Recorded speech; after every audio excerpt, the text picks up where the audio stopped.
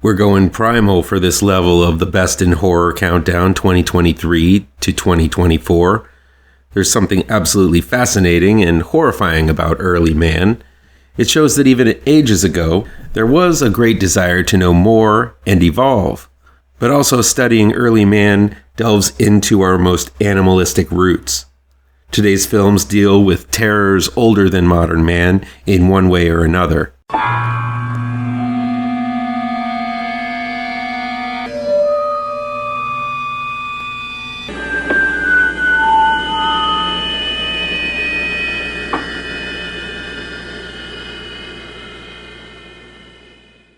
Number 24 brings forth the unconventional story of a prehistoric tribe and the primal fear of darkness. Out of Darkness, aka The Origin, was released on February 9th, 2024, and is streaming on Paramount Plus from Bleeker Street and Stage 6 Films. It's directed by Andrew Cumming and written by Ruth Greenberg, Andrew Cumming, and Oliver Kassman. A group of primitive men and women split from a larger tribe to discover a new land in hopes to find a new home to live. As they traverse the harsh landscape, the group travels to the edge of a large forest, finding signs of life. But when night falls, something seems to be stalking this group, picking them off one by one and dragging them into the darkness. There really hasn't been a lot of caveman-style films, and even less caveman films that lean heavily into the realm of horror. Caveman, with Ringo Starr, was absurdist fun. I remember watching it over and over again on cable and giggling my ass off. Then there was the drama-heavy Timothy Hutton Iceman, where a prehistoric man is brought back to life in the modern world. We had goofier takes on the subgenre like Encino Man and Year One, which were pretty forgettable, and 1 Million BC, Ega, and The People That Time Forgot, and a few other classic creature features were hokey horror fun. But for a long while, Quest for Fire, the beginning of 2001: A Space Odyssey, and maybe Clan of the Cave Bear seemed to be the most realistic and authentic take on prehistoric man we were going to get. That is, until Out of Darkness, as this is one of the best depictions of our prehistoric ancestors I've ever seen. Out of Darkness is a film that simply feels epic in scope and every level. An entire language was created for the group to speak. This is no mere monkey-like ooks and acks that we heard in Quest for Fire, or the comedic grunts of Caveman. Everything from the clothing the group wears to the language they speak feels authentic.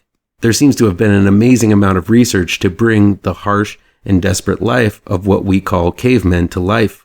Filmed in Scotland, the film feels like it was made in an untouched and barren alien landscape. This is not a life anyone would want to lead. Filmmaker Andrew Cumming highlights the cold and unglamorous conditions this tribe has to endure with one single driving goal: to survive. Out of Darkness conveys the theme of survival above all else from the first to the last minute of this movie. The film takes its time to get into the story itself, instead allowing the viewer to get to know the struggle the group has to go against to survive every single day in this horrible landscape by taking the viewer through a typical day or two in the life of these people before the horror happens. In the opening half hour, Out of Darkness makes us privy to all of the complex relationships going on in the group, and while there are subtitles translating the words this makeshift family speak to one another, much of the relationships between the characters come from the silent moments, the subtle looks, and bold actions made when the sun goes down and the group is most vulnerable. There's definitely a hierarchy to this group, but when the group is challenged, it's clear that all of them must be tough and be able to fend for themselves in order to keep the bloodline alive. Out of Darkness achieves so much in these opening moments, and this film should be studied at how to communicate story details in creative and nonverbal ways. Most films bog the momentum down with discourse, but Out of Darkness doesn't have that luxury, so it fills the blanks through gestures, stories told by the fire, and silent interactions. If you're looking for something to get mad at, there are themes of feminism throughout Out of Darkness that's going to test some's patience. Having written the Jungle Book comic which gender-swapped Mowgli long before it became trendy, I didn't see any problem in Out of Darkness's depiction of its female tribesmen. It's kill or be killed, and these women can't afford to be frail or weak. The tribe relies on them as much as the males to keep everyone safe. Plus, the old adage, the female of the species is more deadly than the male, is said for a reason. Still, I know there will be some who will get all assed up about how the primitive women are depicted in Out of Darkness. Because this is such a primitive environment, it's much more believable that these primitive women would be able to kick ass, and they do so here quite a bit. The reason some of the tribes survive and others don't feels more random and natural than some kind of feminist message, though. The performances from the cast is top tier from actors who might be unknowns now, but will most likely be notables in the future. Chukwumodu, as Adam, is unforgiving with his alpha male status of the tribe, a status necessary in this relentless environment. While this role is often seen as toxic in this modern and sensitive age, the film goes out of its way to show that without his lead, the whole group would not make it. On the opposite end of the spectrum is Gier, played by Kit Young, the subservient beta male who follows his brother Adam religiously but lacks what it takes to really lead the group. While I kind of loathe this character, I have to give the actor credit that he does play a very weak man very well. But the true standout of the film is Safia Oakley-Green as the stray named Bea, who steps up when things go from bad to worse. Oakley-Green is easy to root for as she plays her role with a vibrancy that outshines the desperation enveloping this tribe. Seeing these three characters work together and clash is the central conflict of the story, and it's fascinating to see it all play out. If there's something to point out in terms of criticism, it's that once the predators stalking the tribe are revealed, I couldn't help but be a little disappointed. Now, the quote-unquote monsters do serve to support a very strong lesson learned by the survivors at the end of the movie. But I did feel that with the identity of the threat in the darkness built up to be such a fever pitch, once the monsters came out into the light, I was a little let down.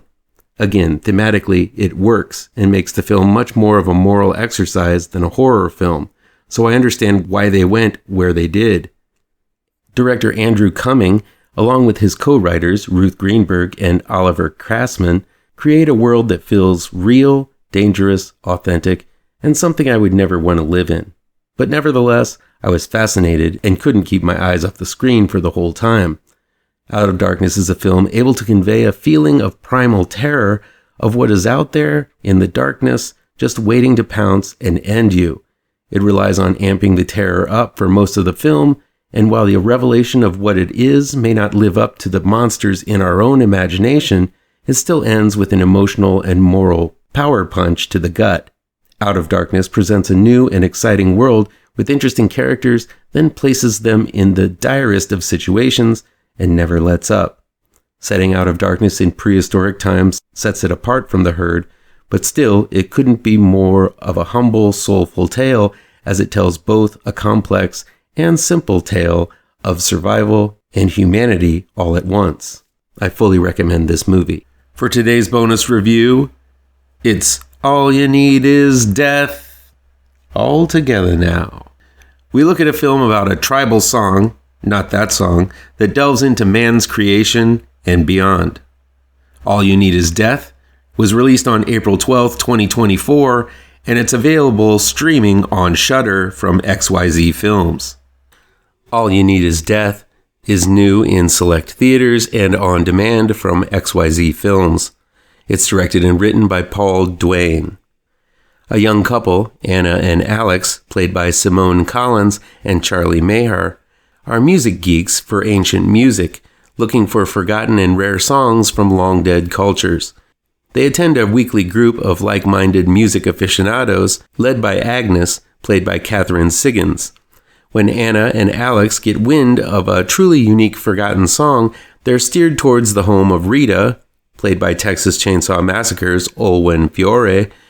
Stone cold drunk, Rita agrees to sing the long-forgotten song, which sets forth a series of strange events and affects Anna, Alex, and Agnes in different and horrifying ways. All You Need Is Death is a film that feels like a puzzle that has a few pieces missing. All the way through, from the shorthand, comfortable speak between Anna and Alex to what is actually happening when the song is heard for the first time, it feels like writer-director Paul Duane has a cohesive and expansive story he wants to talk about in his head about the fragility of relationships, the exploitation of tradition, and the horrors of the past that sometimes are buried and forgotten for a reason. But for some reason, it just doesn't completely translate to the film that played out in front of me. Watching this movie occasionally felt as if it were being told in a foreign language, though it's clearly English these people are all speaking. That doesn't mean I didn't like what I was seeing with All You Need Is Death. It's an extremely atmospheric film, filled from start to finish with a score and soundtrack made of tribal music and pained moans and groans. It makes every second feel heavy and aged. The film was made in Dublin, and it soaks up much of the small-town atmosphere of the Irish countryside. This is a dank and dark movie that feels like it's taking place only along dimly lit streets and inside ancient homes and warehouses rotted from the inside. This definitely looks, sounds, and feels like a good horror film. And while I didn't understand exactly what was going on, there is some imagery that is truly nightmarish. There are creeping shadows, giant monsters, ancient druids, and a final monster that, well, it just needs to be seen to be believed. There are so many well-paced scenes of dread and terror that it makes up for the ambiguity of it all. The acting helps. While I already mentioned the comfort the two leads convey towards one another and how that might have taken away from the story, it's undeniable that this is a very talented cast. I could watch lead Simone Collins all day. The actress is enchanting, with a great singing voice, and really strikes a presence in this movie. The other standout is Olwen Fiore, who is always a unique factor in every cast she's in. Though her role is small, the moments she has in the film stand out as some of the most important, and her powerful performance impacts the story immensely.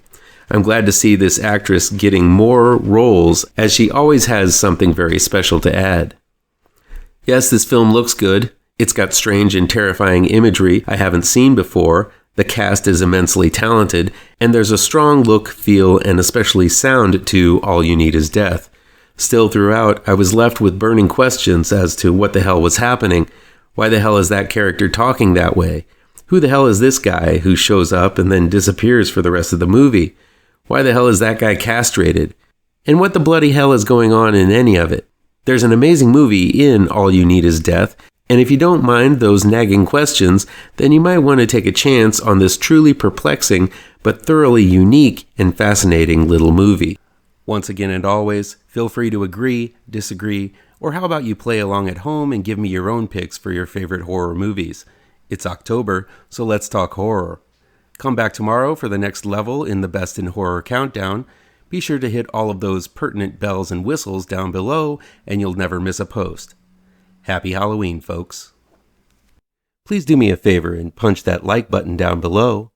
Share this video with all of your social media addicted pals.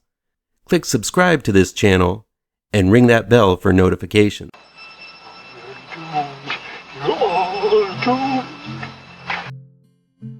You're doomed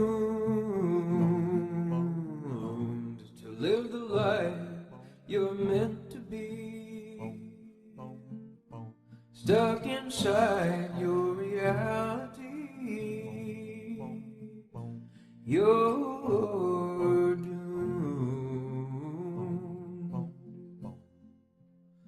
Oh, you're doomed. You're doomed.